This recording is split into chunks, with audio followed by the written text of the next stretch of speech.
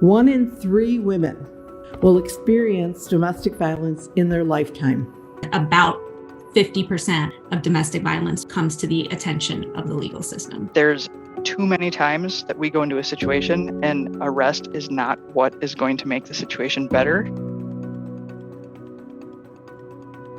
I'm the publisher and editor of Minnesota Women's Press and the founder of Changemakers Alliance. The reason Minnesota Women's Press and Changemakers Alliance is doing these conversations is to bring people together in the same room who might work in the same capacity but haven't actually always met. We brought together 24 advocates from across the state. My name's Leah. I'm the executive director of Friends for a Nonviolent World. I've been at Esperanza United probably for 7 years. I work at an organization called Global Rights for Women. I'm with the Alternatives to Violence Project in Minnesota.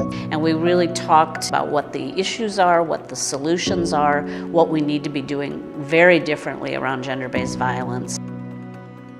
My role is to stand in the gap and be like, okay, here's the publication, here's the policy and the change that we need to make. How are we going to make that happen? The violence that happens to Black women and Native American women is a major problem in Minnesota. If you're having a mental health crisis and it's not criminal, there needs to be an alternative rather than me showing up with a gun. We work together, we can have an impact to create awareness at least and start changing those unhealthy habits that a lot of men have. Everything is connected, and we keep talking about things in siloed ways, but we need to be bringing stuff together for long-standing solutions. The intersections between homelessness and domestic violence, homelessness and sex trafficking, homelessness and sexual violence, all of the things was in a swirl right there, right in front of us.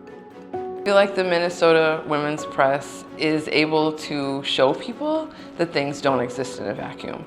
It doesn't work very well when you don't have diverse perspectives coming to the table who can tell you what really is happening at a grassroots level. I was incarcerated for a number of years. You can help not just yourself change, but others change, to pass that on into the next generation. So then it breaks a cycle.